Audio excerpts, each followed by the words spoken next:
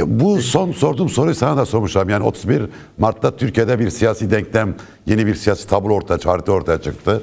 AKP, MHP iktidarı büyük bir güç kaybına uğradı. Bu kadar güçten düşmüş bir Erdoğan savaş konusunda eli nasıl zayıflamış olabilir? Yani örneğin Bağdat'la diğer muhataplarıyla bu meseleleri konuşurken 31 Mart öncesine göre daha mı zayıf durumda yoksa? Evet. Evet, doğru. Ben biraz önce Aziz arkadaşı da dinledim. Onun tespitleri de son derece yerinde. Bana göre de oldukça zayıfladı. Şimdi seçimler gerçekten hem Erdoğan'ın hem Bahçeli'nin psikolojisini bozdu. Yani metabolizmasını bozdu. Zaten yüz ifadelerinde görülebiliyor. Konuşmalarında, jest ve mimiklerinde bunu görebiliyoruz. Seçimlerdeki bu yenilginin temel sebebi aslında neydi? O hanı yağmaydı. Yani o başvurdukları yağma, talan onun bir reçetesiydi. Biliyorsunuz Tevfik Fikret'in bir şiiri var. Hanı yağma diye bir şiir. Diyor ki yiyin efendiler yiyin. Bu hanı iştiha sizindir. Diyor doyuncaya, tıksırıncaya, çatlayıncaya kadar yiyin. Bu hanı yağma sizindir. Bunlar patlayıncaya kadar yediler. O yüzden o vur patlasın, çal oynasın rejimi 31 Mart'ta duvara tosladı. Evet. Toslayınca tabii bunlar şaşırdılar, infiale uğradılar.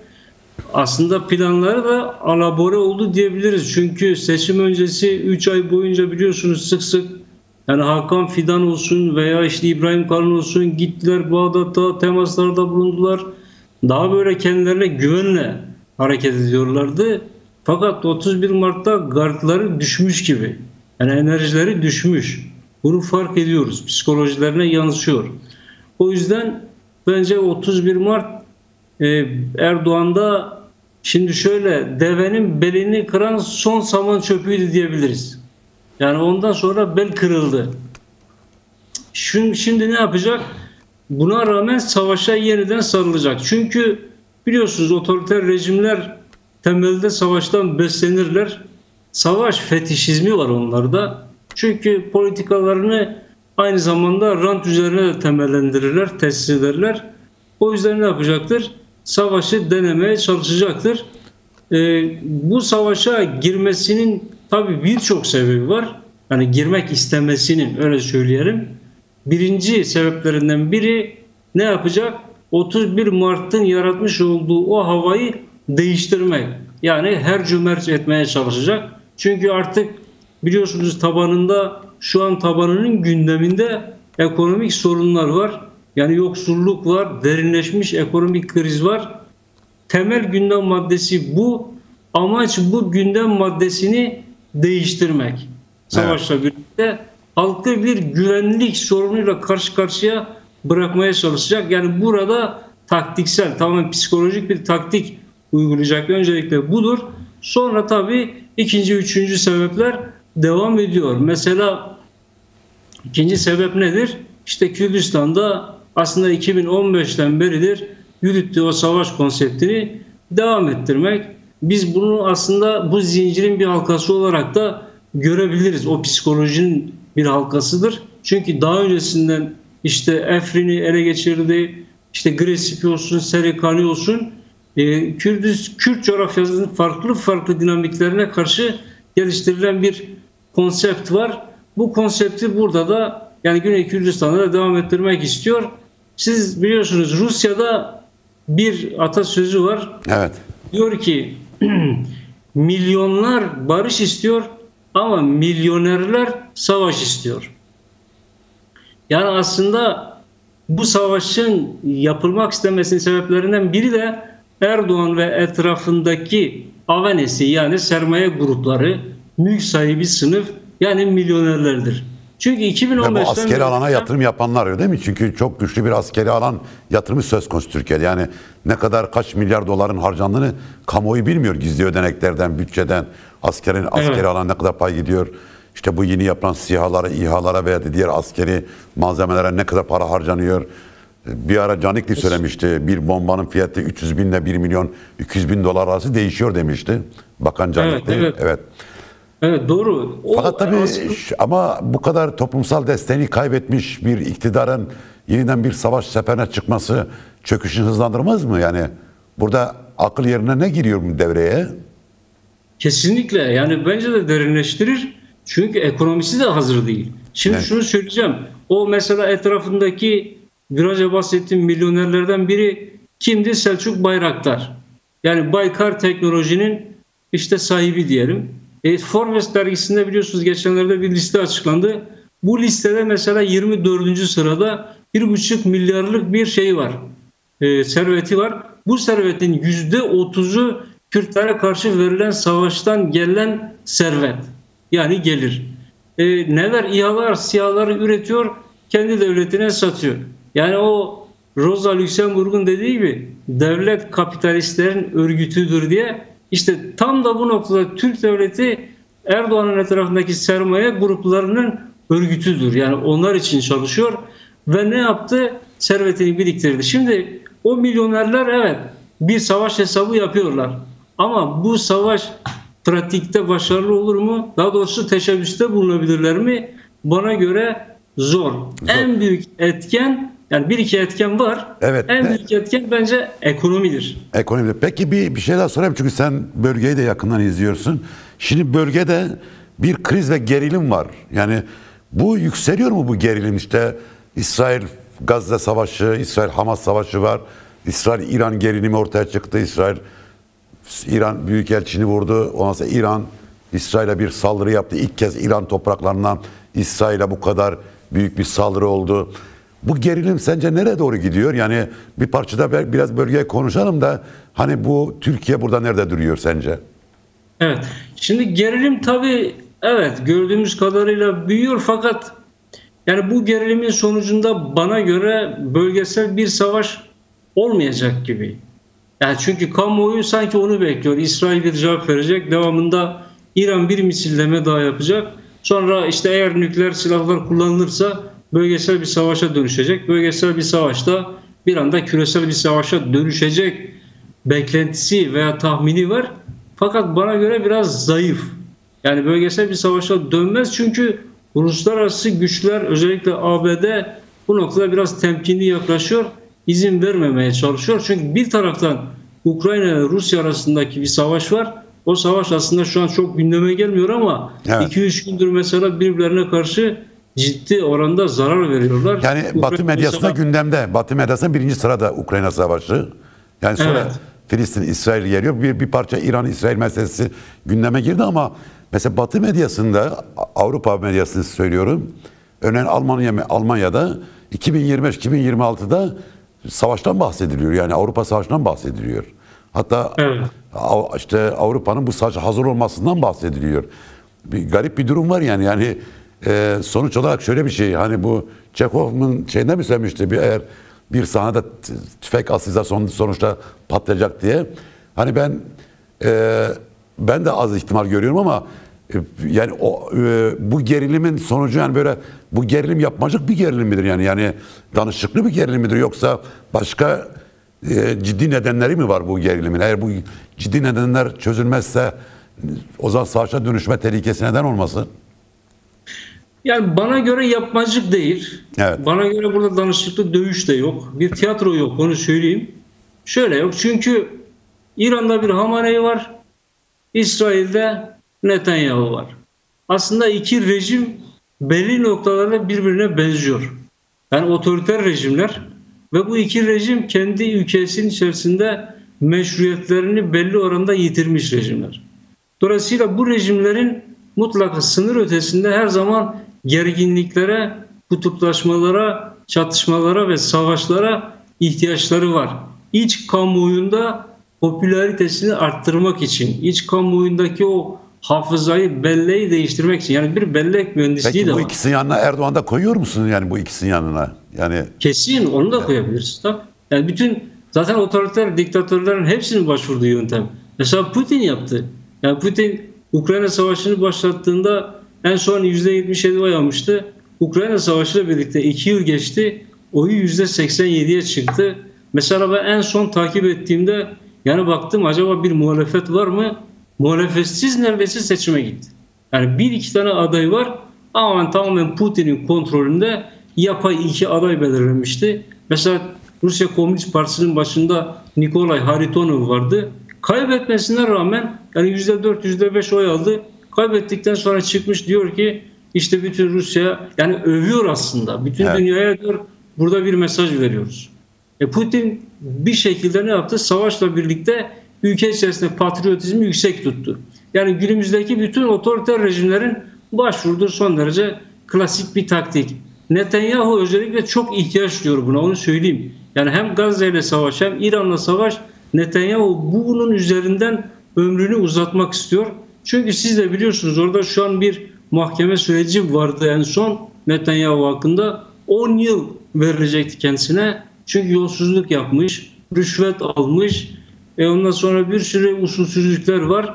Normalde az bir süre kalmıştı ki mahkeme karar verecekti. Ancak bir savaşla birlikte bu mahkeme sürecini Bir ara soru, bu yani Erdoğan'ın Hamas'ı bu kadar açıktan desteklemesi nasıl bir politik durum yaratıyor sence?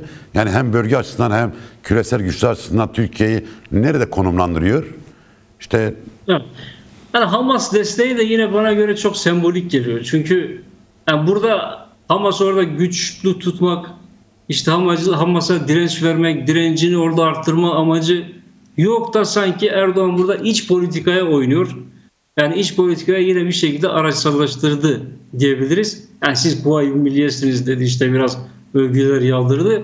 Fakat burada bana göre iç politikaya dair bir ayak oyunu var, bir Ali Cengiz oyunu var. Çünkü biliyorsunuz seçimlerde Yeniden Refah Partisi'nin en çok kullandığı argümanlardan biri neydi? Yani AKP'nin işte İsrail'le kurmuş olduğu ilişkiler, daha doğrusu Erdoğan iktidarın kurmuş olduğu ilişkilerdi. Zaten kendileri de itiraf ettiler. Evet. 54 üründe satış yapmışlar. Yeni kısıtlamaya gidiyorlar. Yani o yüzden şimdi ne yapıyor? Tırnak içerisinde katarsis yapıyor. Yani arındırmaya gidiyor, işte günah çıkarıyor. Biz aslında böyle değiliz, bak da destek veriyoruz. O yüzden Erdoğan'ın İsrail politikası bence o savaşın gidişatını çok değiştirecek veya işte orada Hamas'a destek verecek, Hamas'a güç verecek nitelikli açıklamalar değil. Hepsi sembolik, tamamen taktiksel, manevra içeren açıklamalardır bana göre. Bu sonuçta dünyada belli kodlarla okunuyor. Yani küresel anlamda Erdoğan artı Hamas diye okunuyor. Yani NATO üyesi bir ülkenin böylesi açıklama yapması onun açısından bir faturası çıkmaz mı yani? Doğru, dünya okur ama ben yine söylüyorum, yani bu açıklamayı yapsa dahi yine perde arkasında İsrail'le çalışmaya devam ediyor diyoruz. Evet. Şimdi tabii Türkiye, yani Erdoğan bir savaşa hazırlanıyor. Bunu seçim öncesinde söyledi. Ama burada tabii başka aktörler var. Amerika Birleşik Devletleri var, İran var, Bağdat hükümeti var ve Rusya var. Hem Kuzeydoğu Suriye'ye yönelik saldırılarda, yani orası bir işgal saldırısında, hem Irak'ın Güney Kıbrıs'a yönelik saldırıda bu üç bölgesel ve küresel gücü aynı anda ikna edebilir mi Erdoğan sence? Çünkü 22'sinde işte Nisan'da Bağdat'a gidiyor. 9 Mayıs'ta Washington'a gidecek ve bu arada Putin'le birkaç kezdir telefon görüşmesi yapıyor. Evet. Şimdi Erdoğan da politikasında bizim bildiğimiz o Erdoğan, çünkü 21-22 yıldır iktidarda, artık yani amiyane deyimiyle ciğerini biliyoruz, öyle söyleyelim. Politikasında sürekli bir hercailik var. Yani bipolar bozukluk var, onu söyleyeyim. Yani bir İsa'ya yaranmak, bir Musa'ya yaranmak, evet, bunu hep yaptı. Bundan sonra şimdi şu süreçte ne yapmaya çalışıyor? Şöyle bir bakalım. Mesela o yapmak istediği savaşla birlikte Irak'la Türkiye arasındaki, daha doğrusu Güney Kürdistan'la Türkiye arasındaki 328 kilometrelik yolla o yolu kapatıp orada mesela bir S-400 tesis etmeye çalışıyor. Bu önemli. Yani burada çok önemli bir şey var. Çünkü S-400'ü oraya yerleştirerek Rusya'yı ikna etmek istiyor. Yani Rusya diyor ki bir bak, ben senden aldığım silahı burada kullanacağım, hava savunma sistemini. Yani bu noktada rahat ol, bana destek ver. Ama kime karşı kullanacak? Yani Kürt gerilasına karşı kullanmayacak. Diyelim Güney Kürdistan'a karşı kullanmayacak. İran'a karşı kullanabilir. Başkanı kime karşı? Tabii. Ve onlara karşı kullanacak. Bu Rusya'yı rahatsız etmez mi yani? Rusya'yı rahatsız etmez mi bu durum yani? İşte bu Rusya, evet, Erdoğan böyle düşünüyor ama Rusya peki böyle okuyacak mı? Evet. Soru işareti burada. Rusya böyle okumaz. Rusya ne diyecek? Yani sen hem Irak için tehdit oluşturacaksın o savaşla birlikte, hem sen İran'ın hareket alanını daraltacaksın ve diyecek ki hem de sen bir NATO üyesi ülkesin. Dolayısıyla genişleyeceksin. Ve Rusya bu noktada temkinli yaklaşıp bu operasyona bana göre onay vermeyebilir, vermeyecektir de, yani kağıt üstünde vermeyebilir. Ama biliyorsunuz yani teori gri, hayat ağacı yeşil. Bazen gizli pazarlıklar farklı sonuçlar çıkarabiliyor. Peki İran açısından pozisyon ne, durum nedir? Nasıl bakıyorsun İran-Türkiye ilişkileri açısından Güney Kürdistan'a yapacağı bir işgal hareketine sence İran tepkisi ne olur yani? İran burada bana göre katli bir şekilde yani destek vermez. Yani normalde vermemesi de gerekir. Çünkü o savaşta bir ortak şey kurulacak, operasyon merkezi kurulacak. Yani onların amaçlarına göre. Bu operasyonda Bağdat yönetimi ne yapacak? Koordinasyon verecek, istihbarat verecek ve bir de ne yapacak? Bununla birlikte Türkiye'nin oradaki o gayrimeşru üslerine de meşruiyet kazandırmış olacak. Bağdat yönetimi de zaten İran'ın patronajı altında. Yani bu noktada İran'ın böyle bir operasyona izin vermesi demek herhalde kendi varlığına, yani Bağdat yönetiminin oradaki varlığına dinamit atması demektir. O açıdan biraz zor. Aynı şeyi söyleyeyim, bir de ABD kısmı var. Evet. ABD de bu noktada bence çok... Tamam, o konuda bir soru sorayım. Ama tabii ABD şu anda hem İsrail ve Gazze meselesinde fokus yapmış durumda, hem de Ukrayna ve Rusya savaşını çok ilgili ve alakalı. Ama biliyoruz ki Irak'la da çok ilgili, Kürdistan'a çok ilgili, alakalı. Güney Kürdistan seçimler meselesi var. Peş peşe açıklamalar yapıyorlar. Yani Amerika tabii İran'la ilgili mesele zaten Amerika'nın sürekli gündeminde. Yani bir savaş anlamda söylemiyorum. Yani Irak'la ilişkiler bir geriliyor, bir yükseliyor. Nükleer silah meselesi var. İran'ın dışarıda bazı anti-Amerikancı unsurları desteklemesi var. İşte Amerikan üstüne yapılan saldırılarda İran milislerinin ve de İran askerlerinin olduğunu biliyoruz. Askeri gücün olduğunu biliyoruz. Bütün bu denklemde Amerika Birleşik Devletleri nerede duruyor yani Türkiye'nin böylesi bir savaş politikasında? Evet.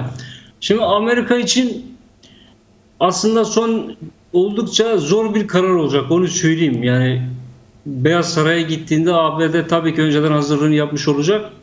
Şimdi şöyle bir durum var. Bir taraftan aslında Kürt dinamikleriyle yakın temas içerisinde olan, onlarla çalışan bir ABD var ve koalisyon güçleri var. Diğer taraftan NATO üyesi bir ülke var ve bu NATO üyesi bir ülke aynı zamanda ilerlemek istiyor. Bu ne demek? Aynı zamanda İran'ı tehdit etmek demektir. Şimdi ABD İran'ı bir düşman olarak gördüğü için bu ilerleme bir taraftan olumlu bakar, ama diğer taraftan yakın temas içinde olduğu bir dinamiği de korumak ister.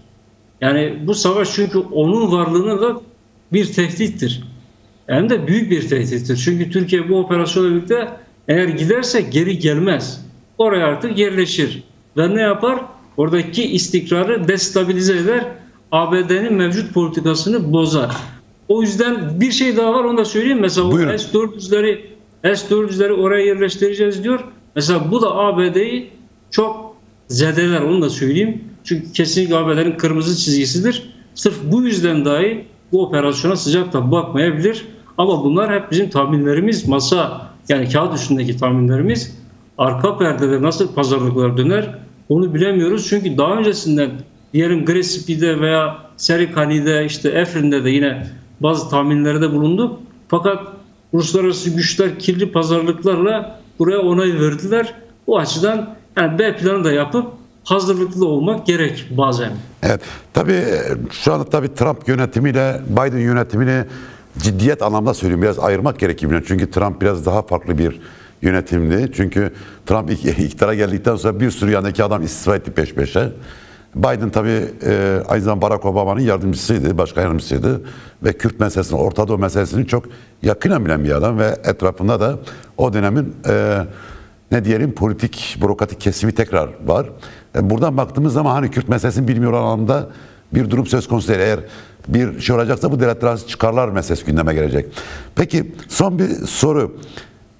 Türkiye'nin iç dinamikleri ne kadar rol oynuyor bu savaşın olup olması konusunda? Çünkü 31 Mart'la birlikte Türkiye'de iç dinamikler değişti. Yani en azından demokrasi isteyen, hani nefes almak isteyen bir ortam, yani bir tablo ortaya çıktı. Yani Kürtlerin farklı talepleri var, Türkiye'nin batısına insanın farklı talepleri var ama bu rejimden rahatsız oldukları ortaya çıktı. Bu siyasi tablo ne kadar Erdoğan'ın elini bağlıyor savaş konusunda? Evet. Şimdi seçimden ikinci çıktı. Bu onun için psikolojik bir yıkım demek. Üstünlük Erdoğan'da değil.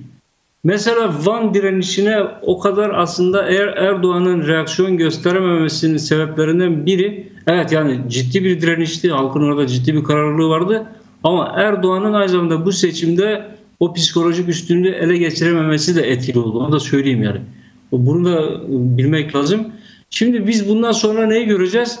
Eğer olası bir operasyon veya savaşı başlatırsa işte DEM Parti dışındaki güçlü muhalif blok olarak, muhalif dinamik olarak CHP'yi o zaman test edeceğiz. Yeni CHP'yi. O zaman o bizim için bir turnusol kağıdı olacak. Denek taşı yani. Bakacağız, göreceğiz. Eğer bir kez daha bu savaşı da desteklerse o zaman CHP diyecek ki ben yeniden devlet partisiyim.